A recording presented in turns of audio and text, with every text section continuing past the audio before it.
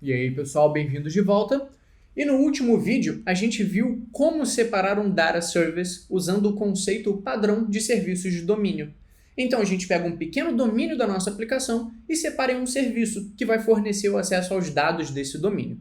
E beleza, obviamente, o acesso a esses dados possui lógica, possui alguma regra para que esse domínio seja consistente, mas a gente, às vezes, precisa de operações que demandam mais de um domínio.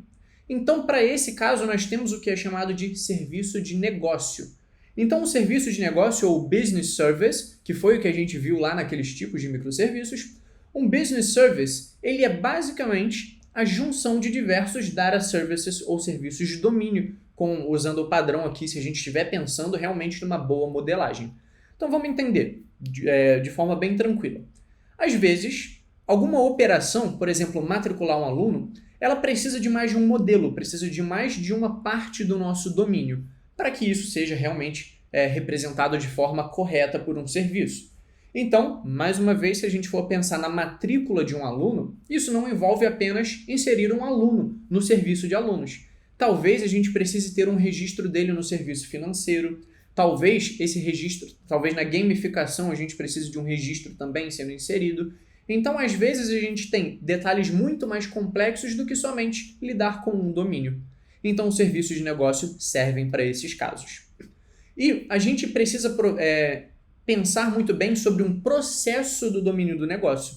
Existe um processo que vai ser executado quando a gente pensa com a visão de negócio, sem pensar em código, sem pensar em implementação. Existe um processo. Por exemplo, de novo, matricular aluno. E esse processo vai ser representado através desse serviço específico. Eles vão prover uma funcionalidade de negócio de mais alto nível. Então não é inserir um aluno, inserir uma matrícula financeira, inserir um jogador. Ele vai ser um processo de alto nível, matricular. E a partir disso, as operações mais granulares vão ser orquestradas. E dessa forma a gente consegue encapsular domínios relacionados.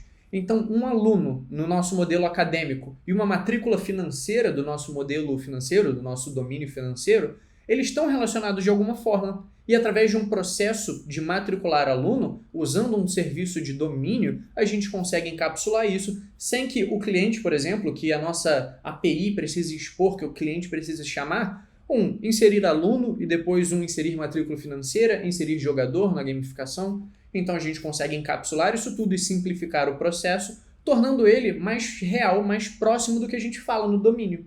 Então essa é a ideia por trás desse tipo de serviço. E para a gente criar, a gente obviamente tem algumas etapas que começa com identificar o processo que a gente pretende expor. Se não existe processo, não existe um serviço de domínio. Então, por exemplo, inserir um aluno. Isso não é um processo do negócio. Agora, matricular, receber matrícula, realizar matrícula, isso é um processo que acontece no nosso negócio. E a partir disso a gente vai identificar quais os domínios necessários. Eu preciso do aluno, eu preciso da matrícula financeira e eu preciso do jogador. São os domínios que estão em serviços diferentes, que estão em data services diferentes. Então, com isso, a gente determina, a gente identifica os domínios e a partir disso a gente vai definir a API que a gente vai utilizar. Focando de novo no domínio e não nos dados em si. Eu não preciso ter detalhes de como o banco de dados está organizado. Não, é um aluno, então eu não vou passar um UUID desse aluno, um ID desse aluno. Eu vou ter uma matrícula ou alguma coisa, um CPF, alguma coisa do tipo, focando sempre no domínio.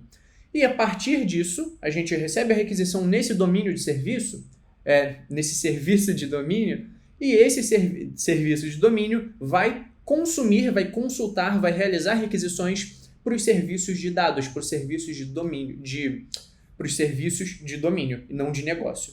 Então aqui tem um errinho, aqui é criando um serviço de negócio, um business service, e esse business service vai consumir os data services, que são os nossos domínios, que são aluno, matrícula financeira, jogador, etc. Então dessa forma a gente consegue separar os nossos domínios. Agora que a gente já entendeu esses grandes tipos diferentes, que são, na minha opinião, os principais, existem outros, como a gente falou, mas esses são os mais importantes, são os pelos quais a gente começa. Vamos falar sobre alguns padrões realmente para a gente atingir isso. Então, por exemplo, eu já falei sobre começar com monolito, vamos ver como a gente faz isso. Algumas técnicas super simples para para a gente compartilhar código sem precisar ter serviço demais. Enfim, vamos conversar um pouquinho sobre padrões no próximo vídeo.